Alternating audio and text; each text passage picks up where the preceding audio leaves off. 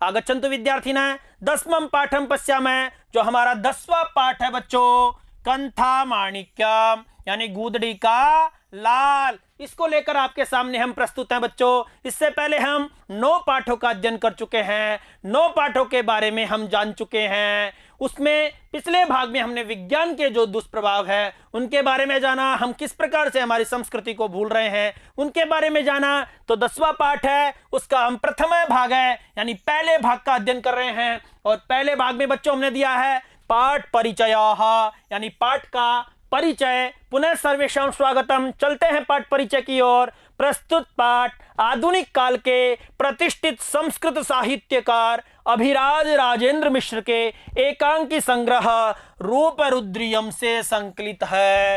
यानी जो आधुनिक जो काव्य है बच्चों, आधुनिक काल के प्रतिष्ठित साहित्यकार कौन है? अभिराज राजेंद्र मिश्र। इनको मैंने भी देखा है बच्चों, ये काफी बार हमारे यहाँ भी आते हैं। तो अभिराज राजेंद्र मिश्र हैं जो आधुनिक काल के प्रतिष्ठित संस्कृत साहित्यकार हैं बच्चों। इनका जो एकांकी संग्रह है रूपरुद्रियम से ये संकलित किया गया है बच्चों।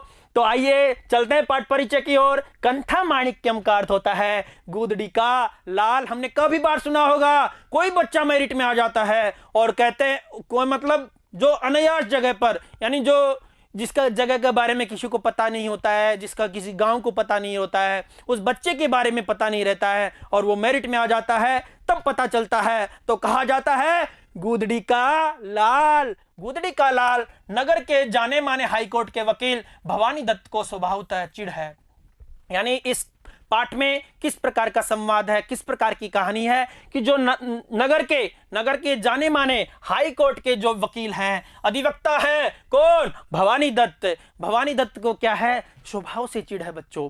क्या चिढ़ है? गरीबों की बस्ती से। गरीबों की बस्ती से भवानी दत्त को क्या है? चिढ़ है। वो नहीं चाहते कि उनका बच्चा सिंधु गंदी बस्ती की ओर जाए। वो भवानी दत्त नहीं चाहते हैं कि जो उनका बच्चा है सिंधु वो गंदी बस्ती की ओर जाए, परंतु संयोगवश सिंधु का मित्र सोमदर उसी बस्ती में रहता है। परंतु जो संयोग है उसमें सिंधु का जो मित्र है सोमदर उसी गंदी बस्ती में रहता है बच्चों। आइए चलते हैं आगे। दुर्घटना में सिंधु के हाथ होने पर एक दिन वही सोमदर सिंधु को रिक्शे पर बिठाकर घर लाता है। इधर सिंधु के घर सब चिंतित है कि बच्चा अभी तक घर क्यों नहीं लौटा।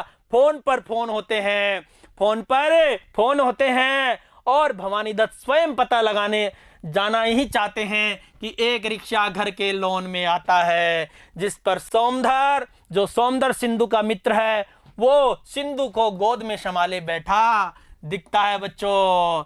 यानी सिंधु को गोद में बिठा रखा है। सोमदर के इस सद्व्यवहार से भवानी दत्त की क्या होती है? आंखें खुल जाती है। वह उसे गूदड़ी का लाल मान लेते हैं और उसकी शिक्षा का सारा भार अपने ऊपर ले लेते हैं। अब उन्हें गरीबों एवं उसकी बस्ती से बड़ी सहानुभूति हो जाती है। तो बच्चों ये कहानी है एक वकील की, एक अधिवक्ता है कौन? भवानी दत्त। भवानी दत्त क्या है?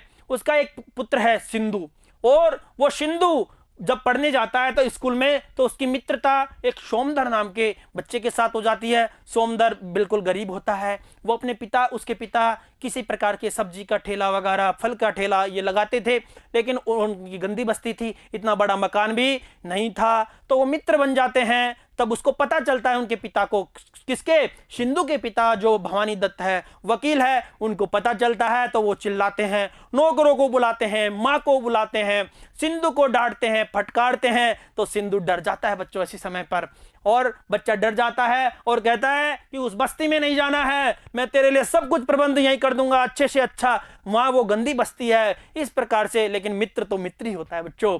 तो उस मित्र जब दूसरा दृश्य आता है, तो जब सिंधु घर लौट रहा होता है तो जो वाहन होता है वो पलट जाता है। सभी बच्चे क्या होते हैं वहां, मतलब दुर्घटना से ग्रसित हो जाते हैं। तभी उसका जो मित्र था, कौन? सिंधु का जो मित्र था सोमदर, सोमदर उसी रास्ते से पैदल पैदल आ रहा था।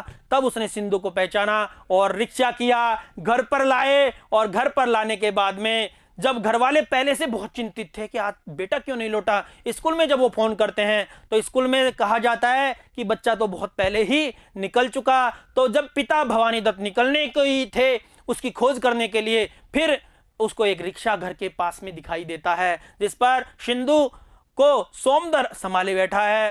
तब भवानी दत्त की आंखें खुलती है। किस प्रकार से इसमें संवाद है, और जब आंखें खुलती है भवानी दत्त की बच्चों, तो सारा उसको सहानुभूति हो जाती है उस बस्ती से, और उस बच्चे से सहानुभूति हो जाती है कि वो बच्चा कितना इंटेलिजेंट है, कक्षा का मॉनिटर भी था बच्चों सोमदर। तो इस प्रकार से इस कहानी का हम संवाद देखेंगे बच्चों, ये हमें बहुत अच्छे लगेगी। इसी आशा और विश्वास के साथ दूसरे भाग के साथ पुनः मिलते हैं।